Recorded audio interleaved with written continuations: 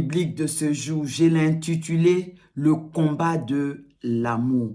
Et le passage qui nous servira de base dans le cadre de cette étude biblique est celui de Romains 8, le verset 28. Nous allons le lire ensemble dans la version 8 secondes. Donc, Romains 8, le verset 28 nous dit « Nous savons du reste que toute chose concourt au bien de ceux qui aiment Dieu, de ceux qui sont appelés selon son dessein. » Amen. Ce verset nous dit que toute chose, tout ce qui arrive, travaille en réalité pour le bien de ceux qui aiment Dieu et de ceux qui ont été appelés selon sa volonté. Ainsi, mes bien-aimés, le plus important, ce n'est pas tout ce qui nous arrive. Le plus important, ce n'est pas les épreuves, les difficultés que nous traversons, non, mais c'est notre amour pour Dieu. Nous devons appliquer nos cœurs,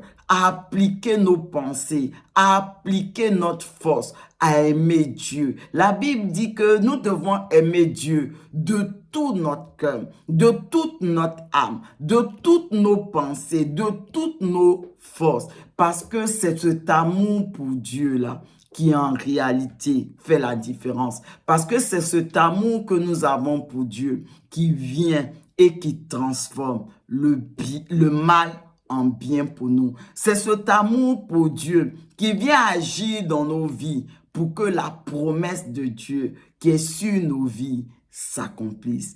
Amen. La parabole du bon samaritain qui est relatée en Luc 10, le verset 30 au verset 37, nous parle d'un homme qui a été attaqué en fait par des bandits, des gangsters qui l'ont dépouillé de tous ses biens, qui l'ont frappé, qui l'ont agressé et qui l'ont laissé sur le chemin, presque mort. Et la Bible dit qu'à un moment donné, un sacrificateur est passé par là. Mais le sacrificateur, il était tellement préoccupé parce qu'il allait faire au temple, parce qu'il devait aller faire au temple. Il était tellement pressé qu'il n'a pas eu d'égard pour ce monsieur qui était sur le chemin, qui avait besoin d'aide. Et à la suite du sacrificateur, il y a également un lévite qui est passé. Ce lévite-là, les lévites, ce sont les personnes qui aident les sacrificateurs dans leur rôle de service de Dieu. Ce lévite également,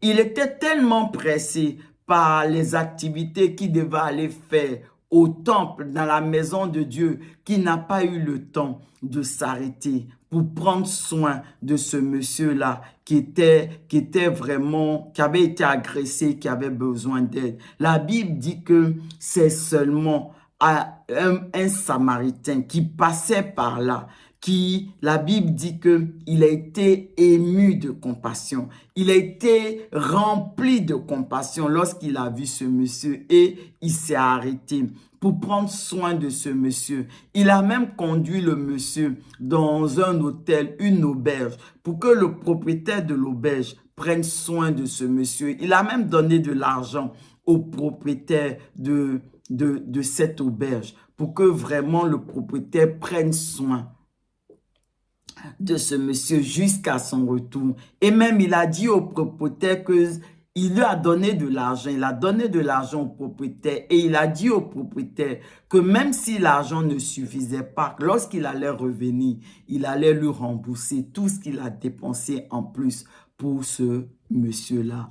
Amen. Et Jésus a qualifié ce monsieur de bon samaritain. Il faut dire que les Samaritains, c'était un peuple qui n'était pas apprécié par les Juifs. Mais c'est ce Samaritain-là qui s'est comporté comme Dieu attendait qu'il le fasse. C'est ce Samaritain-là qui a vu Dieu au travers de ce monsieur. Il a pris soin de ce monsieur, mais il n'a pas pris soin seulement d'un simple homme, mais il a pris soin de Dieu. Parce que cette parabole-là nous dit quelque chose. Elle nous dit qu'en réalité, Dieu se cache dans notre prochain.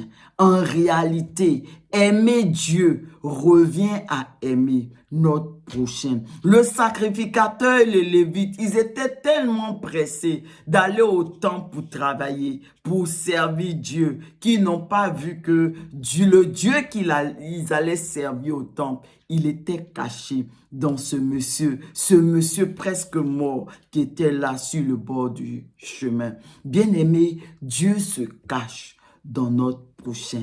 Et donc, pour aimer Dieu, nous devons aimer notre prochain. Nous n'allons pas faire comme ce sacrificateur, ce Lévite, aller au temple, aller dans la maison de Dieu, faire les choses pour Dieu et laisser notre prochain qui est à côté de nous, qui a besoin d'aide, le laisser et dire que nous sommes en train de servir Dieu. La Bible nous dit clairement à travers cette parabole du bon Samaritain que Dieu se cache dans notre prochain.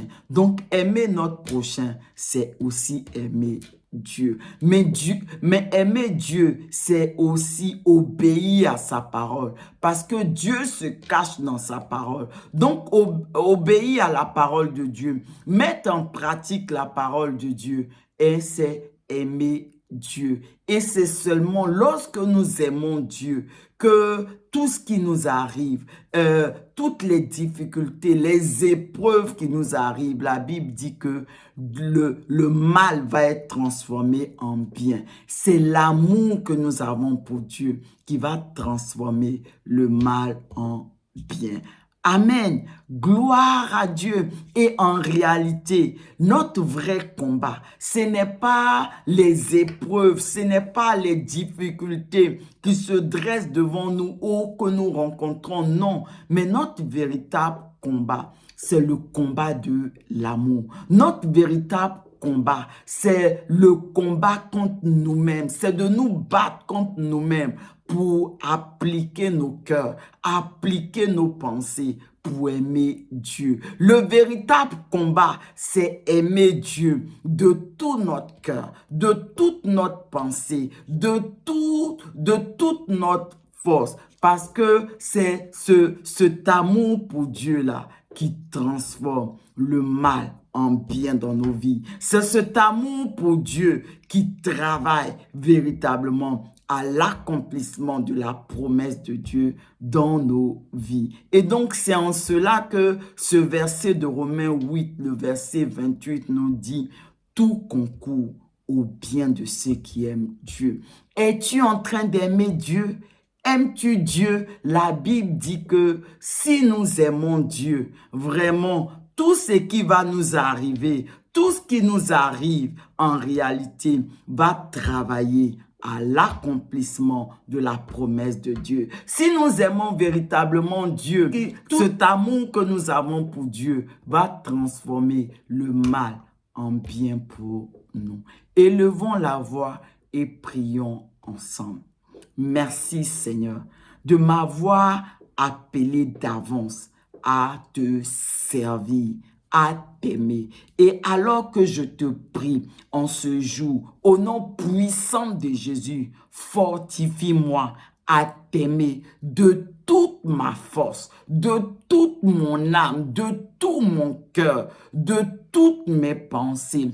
Et que cet amour-là, Seigneur Jésus, transforme, Seigneur, le mal en bien pour moi. Et cet amour pour toi, Seigneur Jésus, travaille à l'accomplissement de tes promesses dans ma vie. Merci Seigneur, parce que tu me permets de remporter ce combat, le combat de l'amour. Merci. Amen.